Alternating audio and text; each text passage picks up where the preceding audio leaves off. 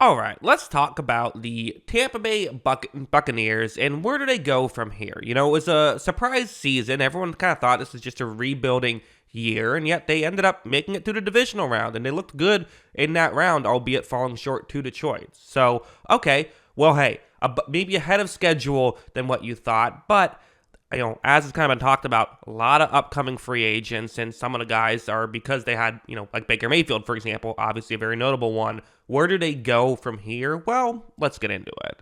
You look at the cap space and the cash that they have, actually a pretty big difference in terms of cash to spend and cap space. Again, the difference is, a lot of times cash is the better indicator here, how much money you've actually spent. And again, that's how much money they could spend to be what the salary cap is. That's what cash means. For example, Sports Track has the salary cap estimated to be about $240 million, which feels high, but that's what they're estimating. And if it is $240 million, if there was a team that was on the books to spend $200 million, then they would have about $40 million in cash. That's how that works. And again, it does not exactly work that way because it could be a lot more than that. In fact, sometimes teams spend up to $50 million more than it says, but that's a better indicator than just pure cap space because you can work around a cap. So yeah, that's long-winded explanation there, but that's kind of around the money that they have currently to spend.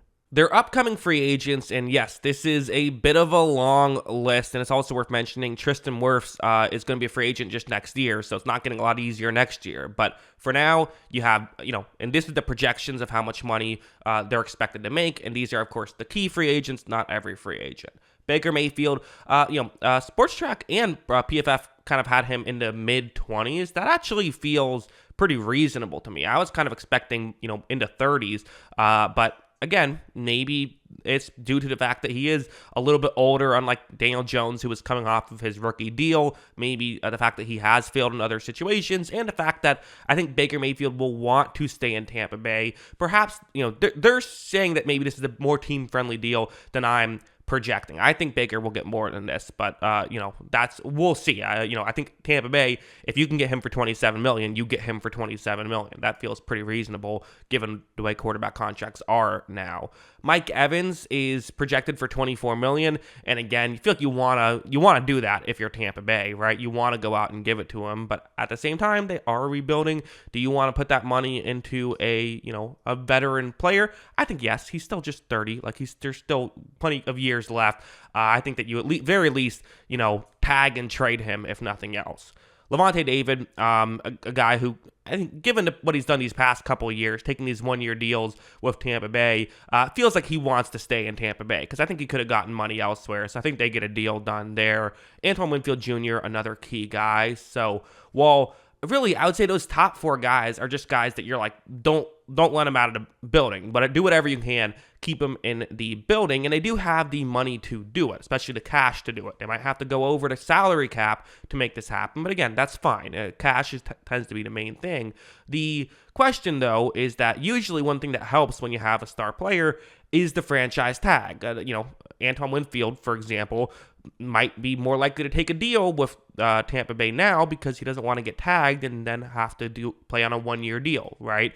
But in this situation, there's maybe not quite as much leverage when Tampa Bay has several players that that could be tagged potentially. So that's just interesting. The Devin White stuff is also interesting. Devin White, who was drafted 5th overall, there was a lot of hype around Devin White, especially when he had still, to this day, a legitimately great postseason run with them. Say what you want about Devin White. I don't think they win the Super Bowl without him in 2020. So, hey, that's worth a top 5 pick right there, right? Even if he never plays another down for Tampa Bay, still ended up working out. That being said, he barely played in the playoff game. I mean, he was a backup at that point. I mean, he lost the starting job to KJ Britt, and it's not like KJ Britt was lighting the world on fire either. He made some mistakes. So because of that, I think Tampa Bay lets him go. I think it's just, at this point, it feels like it's best for both parties to just break up at this point, right? Sometimes a couple needs to break up. I think that's the case with Devin White and with Tampa Bay. It's possible he could kind of, find his footing elsewhere because he has shown so much flashes in the NFL. It's just not consistent enough and is still maybe one of the best blitzing linebackers in the league, but he misses too many tackles and he can't cover. So, I mean, can't do much with that. So he needs to figure the fundamentals out a little bit, in my opinion. Again, what do I know? I'm a guy with a YouTube channel, but that's what I think. Then just some pieces like William Goldson, Greg Gaines, Aaron Stinney, guys maybe you'd like to keep around, especially, Goldson's been a long time Buck, and Aaron Stinney started in the Super Bowl he was a backup, and he came in due to the Alex Kappa injury. So because of that, worth noting. Chase McLaughlin, I'm projecting like $4 million for him. I think he could get a big deal. He had a great year as the kicker for them, so that's worth. Even though it was a career year, but still, I mean, I could see a team paying him some money. Another thing worth noting is the Russell Gage factor. They could cut him and save $6 million. So that's another thing that is on the table for Tampa Bay. So the cost to re-sign everybody for Tampa Bay would be around $93 million, which would put them $45 million over the cap and only give them $8 million in cash, which is like, is that what you want to do? You can do it. You finally just got cap compliant, so do you want to keep pushing the can down the road? For me, I wouldn't worry too much about pushing the can down the road and that stuff. At the end of the day, you want to just make sure that you can build the most competitive roster, and you don't want to let star players walk. To me, I actually think in order of importance, I think Antoine Winfield is number one. He's a young all-pro player. I think you got to make sure you go out and get him. And if you have to overpay for him, you have to overpay for him. It is what it is. Make sure you keep him on the roster. I think Mayfield is probably number two, but again, at the right price. You don't want to do something stupid. If he wants $40 million, let the Giants make that deal, right?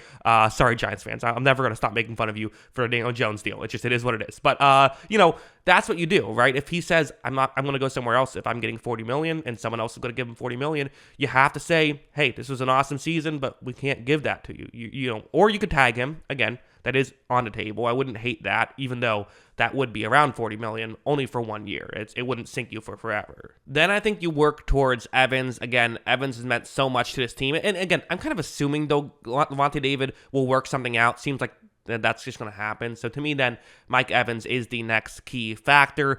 I don't think you're really going out and signing any big name free agents here. I don't. I think you're going to try to build through the draft, which they don't have the most draft capital. That's the disadvantage of having the positive season. But at the same time, I mean, they drafted Kalijah Cansey around this spot last year, and he did pretty good. So definitely there's no reason to act like you can't get better. But they do have to, I think, do a better job in the draft than they have. And they had a good draft this past year, and Light needs to continue doing that because he need to stop missing on those first round edge rushers. That's just kind of what it is, or defensive lineman in general, right? Logan Hall wasn't technically a first rounder, but first pick in the second round, didn't do a lot. Joe Tryon-Soyinka hasn't done a lot. They have to start hitting, and they have to start hitting on key pieces as well.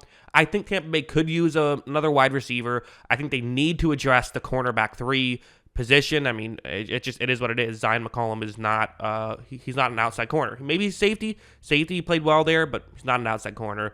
Again, he showed out on that 3rd and 15 play to Amon-Ra St. Brown late in the fourth quarter. Like it is what it is.